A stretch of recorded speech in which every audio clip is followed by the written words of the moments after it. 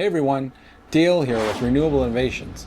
So Apple just dropped the invite for their September 9th event.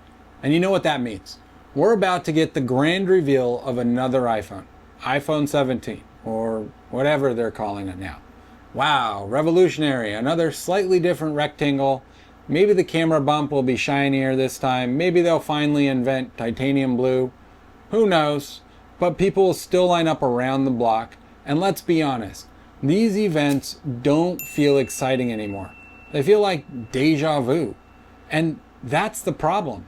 Apple, under Tim Cook, or Captain Hook, as I like to call him, has become the world's most predictable company. Still widely profitable, still sleek, still selling millions, but innovative? Not really. Not even close. Think back to when Steve Jobs was around. Those September events felt electric. You didn't even know what was coming, but you knew it was going to change your life. Jobs thought about the iPad years before the technology even existed. He made tools that weren't just products, they were platforms. iTunes, podcasting, the App Store. He gave creators and consumers power they didn't even realize they wanted. Now we get iterative upgrades and billion-dollar missteps. $1 billion burned on an electric car project no one ever saw. Another billion on a Formula One movie no one asked for. And yeah, they filmed it with iPhones. Neat party trick, but where's the impact? Where's the fire? The Vision Pro was supposed to be it. A headset years in the making. But at $3,500, it landed as more of a niche toy than a cultural shift. It doesn't have the software ecosystem. It doesn't have the killer apps. And Apple hasn't even added much since launch. Compare that to the original iPhone or iPod. They reshaped industries overnight. The Vision Pro reshaped, well, some Reddit threads. So here's the question. Where's the innovation at Apple? Where's the next big leap? Because I'll tell you, the technology is there. The chips are there. The opportunity is there.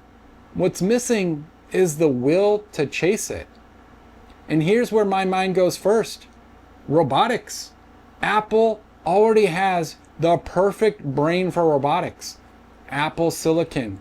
These M-series chips are some of the most powerful processors in the world.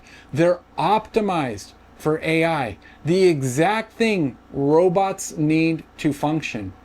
So why isn't Apple building a robotics ecosystem? I can't tell you, but here's my vision. Imagine Apple launches something called Macintosh Robotics Platform. They don't buy a single purpose robot. You buy a brain, like a Mac Mini, and then you swap it between different bodies depending on the job. Need your lawn mowed? Drop your Mac Mini into a LawnBot chassis with wheels, blades, and outdoor sensors. Done. Need a vacuum? Pop the Mac Mini into a vacuum bot with LiDAR and suction modules. Need a camera bot with your YouTube channel? Easy. Buy a servo rig, add a camera or two, add a teleprompter using the iPad as the face, and let the processor work together to handle tracking and stabilization. It doesn't stop there. Cooking bots, welding bots, painting bots, solar bots, pet bots, all powered by the same brain. The App Store becomes the robotic store, where developers create training modules. Want your bot to bake sourdough? Download the bread making module. Want it to wash your car? Download the detailing module. That's the kind of modular, scalable ecosystem only Apple could pull off. Secure, polished hardware with endless possibilities for developers. Tesla's Optimus bot is interesting, but it's still awkward and kind of clunky. Apple could democratize robotics for the home. They could do it in the same way iPhone democratized computing. And imagine the tiers. entry-level bots powered by Mac Minis, mid-tier bots powered by Mac Studios, full humanoids running on Mac Pros. Serviceable, upgradable, expandable. You could even daisy chain processors together over the network, so your vacuum bot and your lawn bot and your security bot, they share intelligence across your Apple home. Robotics is the next frontier, and Apple is sitting on a silicon gold mine to lead it. But it doesn't end there. Let's talk automotive. Apple already burned $1 billion chasing an electric car dream, only to scrap it. Huge mistake. Because the opportunity wasn't to build another EV. The opportunity was to turn CarPlay into the operating system of the automobile. Think about it. Cars today already have dozens of cameras, LiDAR, radar, ultrasonic sensors. They're basically robot accessories on wheels. What's missing is a brain, and Apple has one, the M series. Imagine this, instead of CarPlay just mirroring your iPhone, Apple makes CarPlay the driver. You build Macintosh and it ties into the vehicle sensor suite. Now your car has autonomous capabilities powered by Apple Silicon, driven by a robot. You download the highway driving module from the App Store. Want advanced parking? Buy the Precision module. Want a chauffeur mode for city driving? It's an easy app away. Tesla doesn't need to build a robo-taxi to drive their cars autonomously. They could literally just put Optimus in the driver's seat and have it tie in with the accessories. Apple could leapfrog all of that by making the Mac the driver itself. And here's the kicker. Apple doesn't even need to build their own car.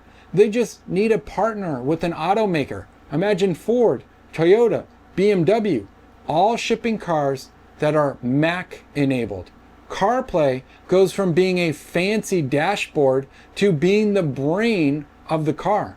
Apple becomes the Android of mobility, but actually polished, secure, and integrated. That's innovation. That's Apple owning the future of transportation. And while we're dreaming bigger, let's talk about content creation. Steve Jobs loved podcasting because it gave people a platform to share their voice, to tell a story. That's what made Apple cool.